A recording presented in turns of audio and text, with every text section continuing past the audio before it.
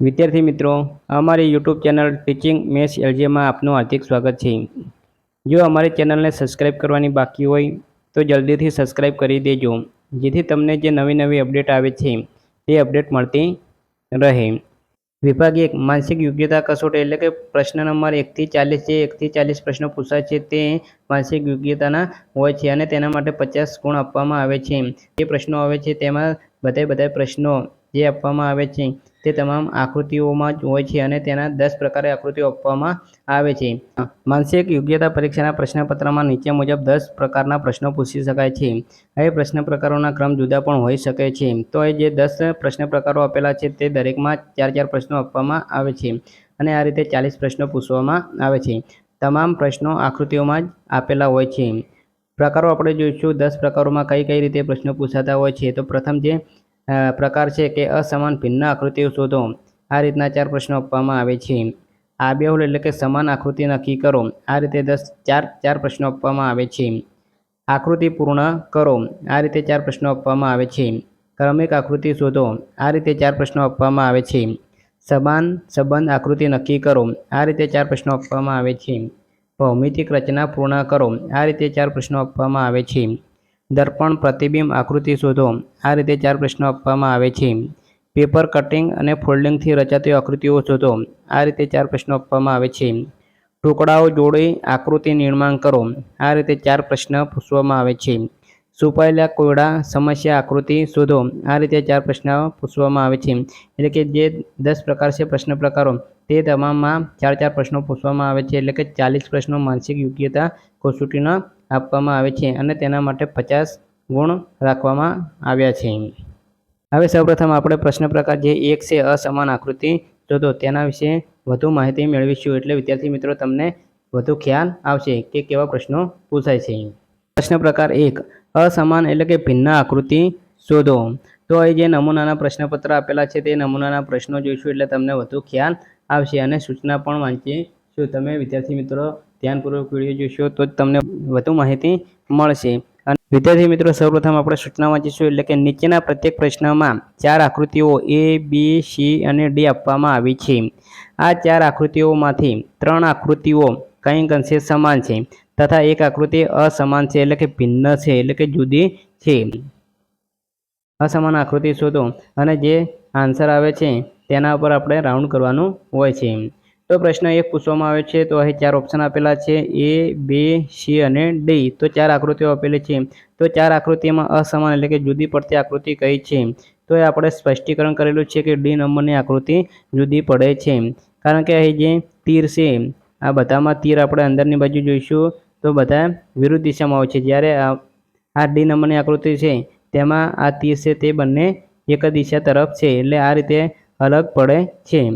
પ્રશ્ન નંબર 2 જોઈશું કે અહીં 4 ઓપ્શન આપેલા છે। 4 ઓપ્શનમાં 4 આકૃતિઓ આપેલી છે। તો 4 આકૃતિમાં અલગ પડતી આકૃતિ કઈ છે?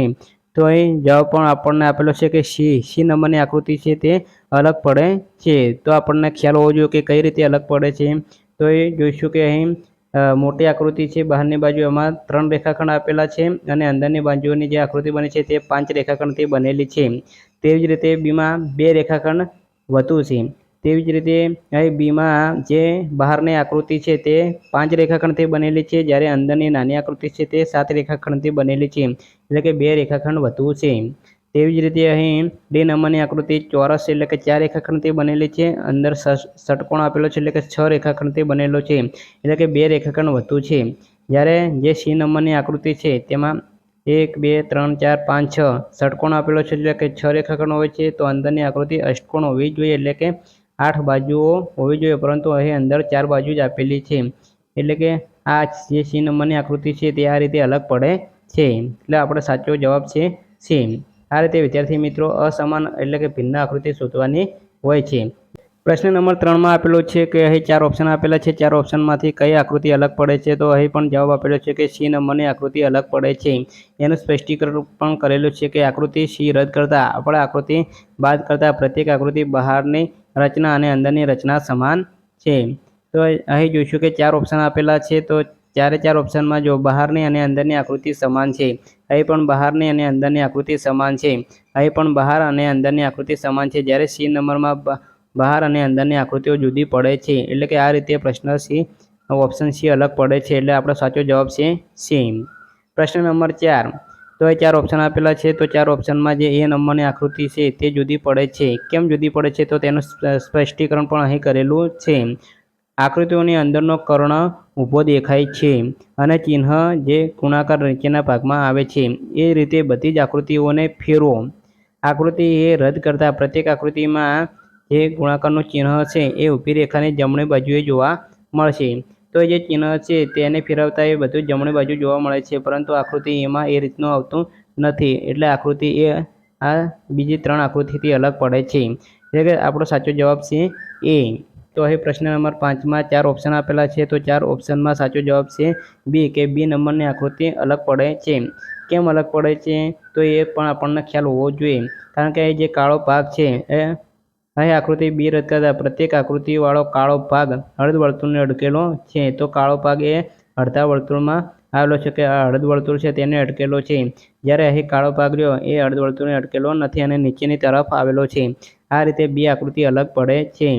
એટલે કે અસમાન બે આકૃતિ છે. તેવી જ રીતે પ્રશ્ન 6 જોઈશું. પ્રશ્ન 6માં પણ અહીં 4 ઓપ્શન આપેલા છે, એ, બી, સી અને ડી. તો એ ડી નંબરની આકૃતિ અલગ પડે છે. કેમ અલગ પડે છે? તો તેનું સ્પષ્ટીકરણ આપેલ છે. તે આકૃતિ ડી રદ કરતા પ્રત્યેક આકૃતિના 4 સમાન ભાગ પડે છે. તો અહીં જો અહીં 4 સમાન ભાગ પડે છે, અહીં 4 સમાન ભાગ પડે છે, અહીં 4 સમાન ભાગ પડે છે, પણ અહીં 4 સમાન ભાગ પડતા નથી. એટલે કે ડી નંબરની આકૃતિ અલગ પડે છે. આ રીતે વિદ્યાર્થી મિત્રો, જે પ્રકાર 1 છે કે અસમાન ભિન્ન આકૃતિ શોધો, તેના 4 પ્રશ્નો પૂછાતા હોય છે અને 4 પ્રશ્નોમાં આ રીતે 4 ઓપ્શનમાંથી એક ઓપ્શન અલગ હોય છે, તે આપણે ચોઈસ કરવાનો હોય છે. તો વિદ્યાર્થી મિત્રો, હું આશા રાખું છું કે તમને જે પ્રશ્ન પ્રકાર 1 છે તે તમને હવે ખ્યાલ આવી જ ગયો છે અને તમે સારી રીતે હવે સોલ્વ કરી શકશો. હવે સ્વાધ્યાયના પ્રશ્નો આપવામાં આવે છે કે સ્વાધ્યાય. તો અહીં સૂચના છે કે 4 ઓપ્શન આપેલા છે, એ, બી, સી અને ડી, અને 4 ઓપ્શનમાંથી કયો ઓપ્શન અલગ પડે છે તે ચોઈસ કરવાનો હોય છે. અસમાન એટલે કે ભિન્ન કયો છે, જુદો કયો છે તે. તો 4 ઓપ્શનમાં જે સી નંબરનો ઓપ્શન છે તે અલગ પડે છે. હવે પ્રશ્ન નંબર 2માં જે સી નંબરનો ઓપ્શન છે તે અલગ પડે છે. કારણ કે તમે જોશો તો તમને ખ્યાલ આવશે કે જે બંને તીર છે એ બહારની તરફ જાય છે, જ્યારે સી નંબરનું આ જે તીર છે તે અંદરની તરફ જાય છે. એટલે કે સી અલગ પડે છે. તેવી જ રીતે પ્રશ્ન નંબર 3. પ્રશ્ન નંબર 3માં આપણે જોઈશું કે અહીં 3 રાઉન્ડ આપેલા છે અને અંદર ત્રિકોણ છે. એવી જ રીતે અહીં 3 રાઉન્ડ આપેલા છે તો અંદર ચોરસ આપેલ છે. એટલે કે અહીં બી નંબરની આકૃતિ અલગ પડે છે. કારણ કે જેટલા રાઉન્ડ હોય એટલા રેખાખંડથી બનેલો આકાર હોવો જોઈએ. અહીં 4 રાઉન્ડ છે, 1, 2, 3, 4, તો 4 રેખાખંડથી ચોરસ બન્યો છે. તેવી જ રીતે અહીં 5 રાઉન્ડ છે, 1, 2, 3, 4, 5, તો અહીં 5 રેખાખંડથી આકૃતિ બની છે. પરંતુ બીમાં આખું અલગ જ છે. અહીં 3 રાઉન્ડ છે અને 4 રેખાખંડથી આકૃતિ બનેલી છે. એટલે કે બે ઓપ્શન આખો અલગ પડે છે. એટલે કે આપણો સાચો જવાબ છે બી. પ્રશ્ન નંબર 4, 5 અને 6ના જે ઓપ્શન છે તે તમે જોઈ લેજો અને તમને ખ્યાલ આવે છે. અહીં ટીક કરેલા છે કે કઈ આકૃતિ અલગ પડે છે. અહીં પણ 4 ઓપ્શન આપેલા છે, તેમાં ડી નંબરની આકૃતિ અલગ પડે છે. અહીં 4 ઓપ્શન આપેલા છે, તેમાં સી નંબરની આકૃતિ અલગ પડે છે. આ જ રીતે વિદ્યાર્થી મિત્રો, તમને હવે ખ્યાલ આવી જ ગયો છે કે પ્રશ્ન પ્રકાર 1 જે છે અસમાન આકૃતિ શોધો, તેના 4 પ્રશ્નો પૂછાતા હોય છે અને